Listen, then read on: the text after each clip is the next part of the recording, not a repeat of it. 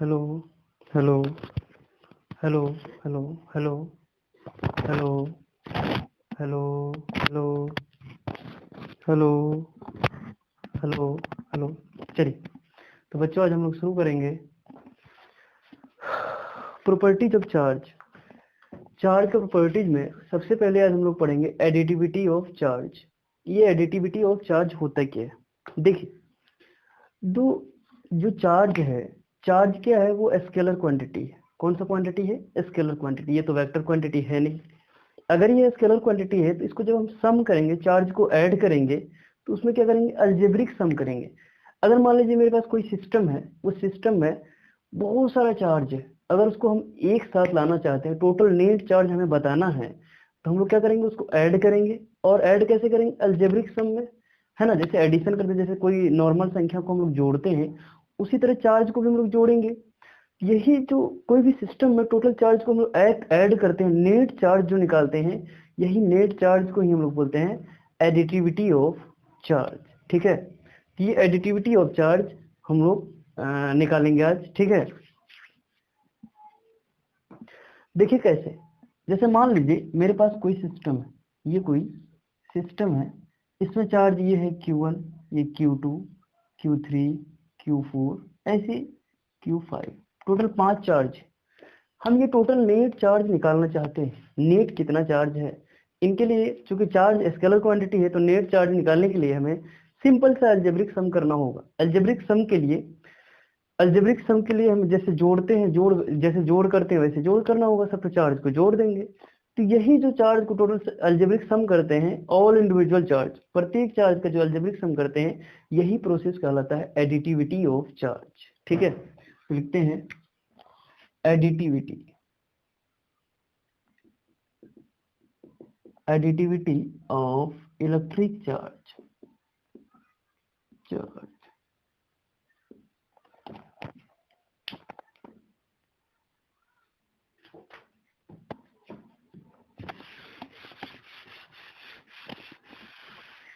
Add, देखिए यहाँ additivity में जरा गौर से देखिए, यहाँ ऐड वर्ड आ गया। ऐड मतलब क्या होता है? जोड़ना। ठीक है, ऐड मतलब क्या होता है? जोड़ना। मतलब चार्ज को हमें जोड़ना है। कोई भी सिस्टम में टोटल कितना चार्ज है, इसी को जोड़ना है, या इसी क्रिया को, इसी प्रोसेस को हम लोग कहते हैं एडिटिविटी ऑफ चार्ज। ठीक है, तो लिखते हैं क्या होगा?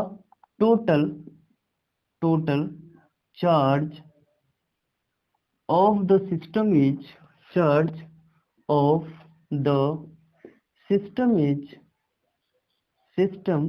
is algebraic sum of all individual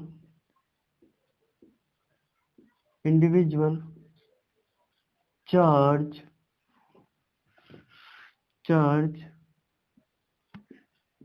which is present inside the system are known as additivity of charge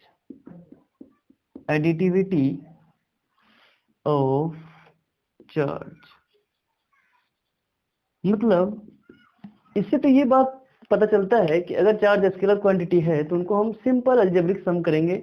अब जोड़ेंगे। अब कैसे जोड़ेंगे? मान लीजिए मेरे पास कोई सिस्टम है, जिसमें Q1, Q2 और ये Q3, Q4, Q5, Q6, Q7, Q8, Q9, Q10 charge. ठीक है, ये सब चार्ज है। अब ये चार्ज को जब हम लोग ऐड कर देंगे, यही कहलाएगा एडिटिविटी ऑफ चार्ज। ठीक है, अब क्या करेंगे? अगर हमें ये नेट चार्ज निकालना है तो लिखेंगे Q नेट बराबर क्या हो जाएगा? Q1 plus Q2 plus Q3 plus Q4, ऐसे ही जाएगा कहाँ तक? Q10 तक। यही है एडिटिविटी ऑफ चार्ज। ठीक है, अब इसके बाद आता है quantization of charge. Quantization of charge क्या होता है? देखिए, कोई भी चार्ज है तो वो इंटीग्रल मल्टीपल में होता है। जैसे कि चार्ज है, हम ये नहीं बोल सकते आधा इलेक्ट्रॉन, पौवा इलेक्ट्रॉन या 1/4 इलेक्ट्रॉन, ऐसा नहीं बोल सकते। बोल सकते हैं 1 इलेक्ट्रॉन, 2 इलेक्ट्रॉन, 4 इलेक्ट्रॉन, 6 इलेक्ट्रॉन। मतलब वो क्या होता है? इंटीजर में होता है, इंटीग्रल मल्टीपल होता है कोई भी क्वांटम चार्ज का, ठीक है। तो क्वांटाइजेशन ऑफ चार्ज जो होगा, क्या होगा कि जब भी ये 4 इलेक्ट्रॉन आएगा, जब हम इलेक्ट्रॉन को ऐड करेंगे तो आधा इलेक्ट्रॉन, पाव इलेक्ट्रॉन या सवा इलेक्ट्रॉन ऐसे ऐड नहीं करेंगे। क्या करेंगे? इंटीजर में ऐड करेंगे। 1 electron, 10 electron, 20 electron, 1 lakh electron, 10 lakh electron, है ना। इस तरह से ऐड करेंगे, इंटीग्रल में ऐड करेंगे, है ना। यही कहलाता है क्वांटाइजेशन ऑफ चार्ज। तो लिखते हैं क्वांटाइजेशन ऑफ चार्ज, लिखते हैं। अब इसको हटा देते हैं।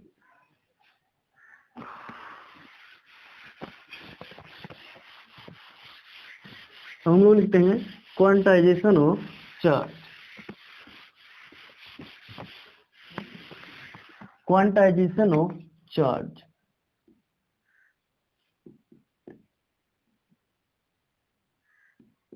Quantization of charge, quantization of charge. अच्छा ओके, नहीं तो मोबाइल में आवाज देख लेते हैं एक बार।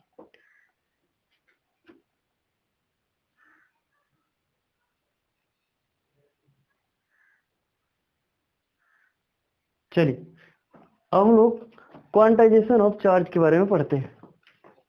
क्वांटाइजेशन ऑफ चार्ज, इसमें क्या होता है?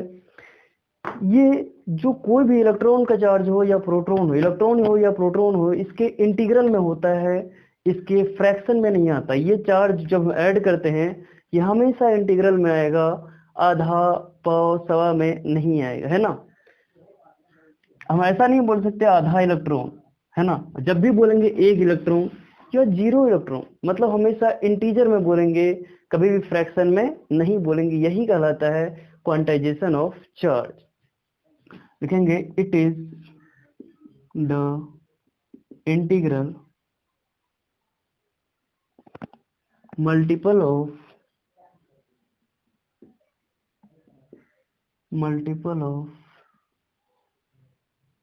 it is the integral multiple of system of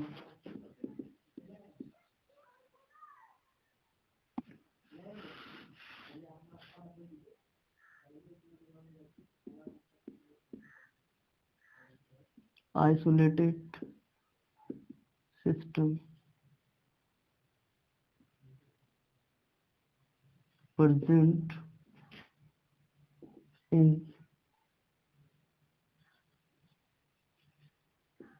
quantum charge. ये जो होता है इंटीग्रल मल्टीपल में होता है, आइसोलेटेड सिस्टम में, ठीक है।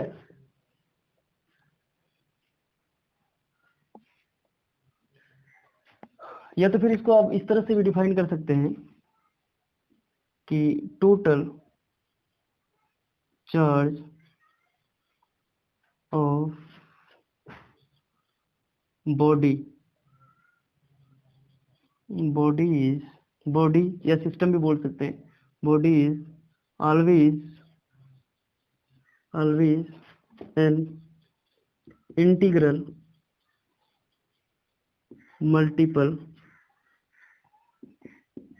मल्टीपल ऑफ बेसिक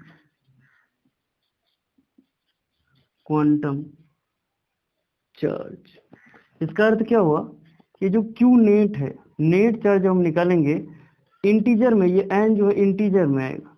अगर हम प्रोटॉन को ले रहे हैं तो क्यू बराबर एन ही आएगा। जहाँ एन क्या है? एन है इंटीजर नंबर, 1 2 3 4 चलता रहेगा। और ई क्या है? ई है आपका,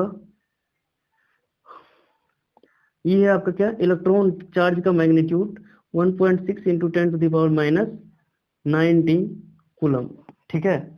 ये नेट चार्ज, यही है क्वांटाइजेशन ऑफ चार्ज। क्या है? It is the integral multiple of isolated system present in quantum charge. मतलब क्या हुआ कि आइसोलेटेड सिस्टम में जो क्वांटम चार्ज होता है उसका इंटीग्रल मल्टीपल होता है, ये क्वांटाइजेशन ऑफ चार्ज। या तो फिर दूसरे तरीके से आप ये समझिए कि total charge of body is always an integral multiple of basic quantum of charge.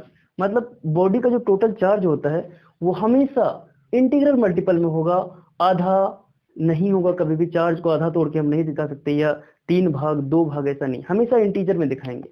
इसके लिए फॉर्मूला बनता है Q नेट बराबर NE। ठीक है, ये है quantization of charge.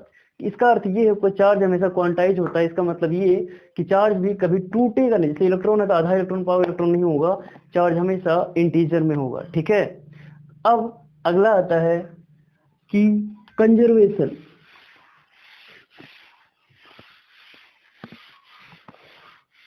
Conservation of charge क्या आता है? Conservation of charge. Charge conservation का मतलब क्या है कि चार्ज को ना ही हम खत्म कर सकते हैं ना ही बना सकते हैं ना। चार्ज केवल एक बॉडी से दूसरे बॉडी में ट्रांसफर हो सकता है, इसी को हम लोग कहते हैं कंजर्वेशन ऑफ चार्ज। चलिए सबसे पहले लिखते हैं conservation of charge. Conservation of charge. Charge ये होता क्या है? कंजर्वेशन, कंजर्व का मतलब होता है जैसा था वैसा ही। इसका मतलब ये खत्म भी नहीं हुआ, ये ना बढ़ा है ना घटा है। जैसा पहले था वैसा अब भी है, समय के साथ इसमें कोई परिवर्तन नहीं हुआ, यही कहलाता है कंजर्वेशन, है ना। इसमें कोई बदलाव नहीं हुआ। कंजर्वेशन ऑफ चार्ज क्या कहता है कि चार्ज कंजर्व्ड है। इसका मतलब ये है कि चार्ज इज कंजर्व्ड, मतलब कि चार्ज नाइदर भी क्रिएटेड, चार्ज को हम क्रिएट भी नहीं कर सकते, नॉट भी डिस्ट्रॉयड, ना ही इसको खत्म कर सकते हैं। It can be transfer from one body to other body, मतलब ये केवल एक बॉडी से दूसरे बॉडी में ट्रांसफर हो सकता है। ना ही हम इसको क्रिएट कर सकते हैं ना ही हम इसको डिस्ट्रॉयड कर सकते हैं, मतलब ना ही मिटा सकते हैं ना ही बना सकते हैं।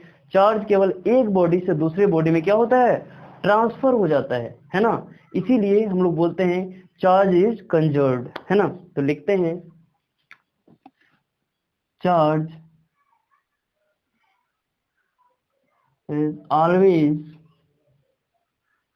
conserved. Charge is always conserved because charge can be neither created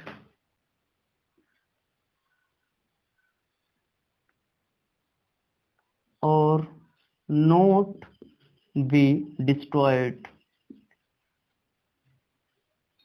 charge को ना ही हम बना सकते हैं ना ही इसका विनाश हो सकता है।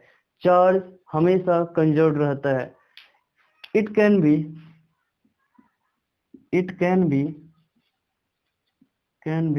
ट्रांसफर्ड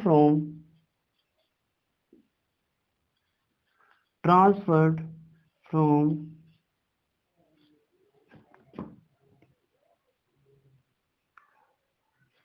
इट कैन बी नहीं होगा, ओनली, केवल it can only transfer from one body to another body, one body to another body. इसका मतलब ये हुआ कि चार्ज को हम ना ही बना सकते हैं ना इसको बिगाड़ सकते हैं, इसको केवल एक बॉडी से दूसरे बॉडी में ट्रांसफर कर सकते हैं ना। तो इसी को कहते हैं conservation of charge. Charge neither be created not be destroyed, it can be transfer from one body to another body. तो यही कहलाता है कंजर्वेशन। कंजर्वेशन का अर्थ होता है कि कोई बदलाव नहीं होना, जैसा था वैसा अभी भी है। टोटल सिस्टम में, सिस्टम के ये हो सकता है, ये यूनिवर्स में चार्ज ट्रांसफर हो सकता है, एक बॉडी से दूसरे बॉडी में जा सकता है, लेकिन यूनिवर्स में पहले जितना चार्ज था अभी भी चार्ज उतना ही है। ठीक है, तो चार्ज खत्म नहीं होता, केवल एक जगह से दूसरी जगह ट्रांसफर। जैसे मान लीजिए पहले इसमें 10 कूलम चार्ज था, अब इसमें 5 कूलम था, इसका 10 कूलम, इसका जो 10 में से 4 कूलम ट्रांसफर होकर इसमें आ गया, 5 4 9 कूलम इसमें हो गया, लेकिन अब इसमें कितना कूलम बचा? 6 कूलम। तो चार्ज तो अभी भी टोटल उतना ही है, लेकिन क्या हुआ, केवल इससे ट्रांसफर होकर इसमें आ गया। तो अभी भी बोलेंगे चार्ज है तो उतना, लेकिन केवल इस बॉडी से ट्रांसफर होकर चार्ज इस बॉडी में आ गया। इसीलिए इसको बोलते हैं कंजर्व्ड। चार्ज जो क्या है अभी भी कंजर्व्ड है, उतना ही है, लेकिन केवल ट्रांसफर हुआ है। ठीक है, तो इसी को बोलते हैं कंजर्वेशन ऑफ चार्ज। तो बच्चों आज हम लोग यहीं समाप्त करते हैं, फिर अगले एपिसोड में दूसरा टॉपिक लाएंगे चार्ज का। अब हम लोग आगे जानेंगे, क्या जानेंगे आगे, हम लोग ये जानेंगे कि जो चार्ज होता है, चार्ज और मास में क्या अंतर होता है। इसके बाद आप लोग जो है ये जान के, ये बताया मतलब ये जान के आइएगा, ये खोजिएगा, पता कीजिएगा कि चार्ज और मास में क्या अंतर होता है, क्या डिफरेंस होता है मास एंड चार्ज में, है ना।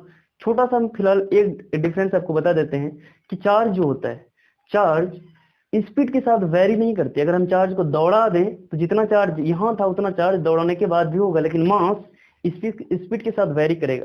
अगर मान लीजिए अभी मेरा वजन 10 kg, अगर हम स्पीड से निकलने जाए, मान लीजिए मेरा स्पीड अगर 2 किलोमीटर प्रति सेकंड हो गया, तो मेरा मास जो है 2 kg से बढ़ जाएगा। इसको लॉ ऑफ इनर्शिया के नियम से, जैसे ट्रेन ले लीजिए, ट्रेन का जितना वजन होता है, या कोई गाड़ी ले लीजिए, कोई मोटरसाइकिल नहीं है, मोटरसाइकिल अगर रुका हुआ था आप उसको रोक सकते हैं, लेकिन जब मोटरसाइकिल स्पीड में हो तो आप उसको रोक नहीं सकते, क्योंकि उस समय स्पीड में उसका वेट क्या हो जाता है, बढ़ने लगता है ना। तो वेट बढ़ने लगता है, इसीलिए स्पीड के साथ साथ वेट जो है, वेट में बढ़ोतरी आता है। इसीलिए क्या बोल सकते हैं कि मास जो है स्पीड पे डिपेंड करता है, लेकिन चार्ज डिपेंड नहीं करता। चार्ज को कितना दौड़ा दीजिए चार्ज उतना ही रहेगा, लेकिन मास जो है वेरी करने लगता है। तो ये सब कुछ हम लोग जानेंगे। और दूसरा, चार्ज के कारण कौन सा फोर्स जनरेट होता है, इलेक्ट्रोस्टैटिक फोर्स। दूसरा, अगर चार्ज स्पीड में हो जाए मैग्नेटिक फोर्स भी पैदा होता है, लेकिन मास के कारण कौन सा फोर्स आता है, ग्रेविटेशनल फोर्स। जो इलेक्ट्रोस्टैटिक फोर्स होता है वो फोर्स जो होता है वो रिपल्सिव और अट्रैक्टिव दोनों हो सकता है, लेकिन ग्रेविटेशनल फोर्स जो है वो सेंट्रल फोर्स होता है, वो केवल अट्रैक्टिव ही होता है। ग्रेविटेशनल फोर्स कभी भी रिपल्सिव नहीं हो सकता, है ना। तो ये सब डिफरेंस है चार्ज एंड मास में, हम लोग आने वाले एपिसोड में ये पढ़ेंगे। तो धन्यवाद, आज यही समाप्त करते हैं।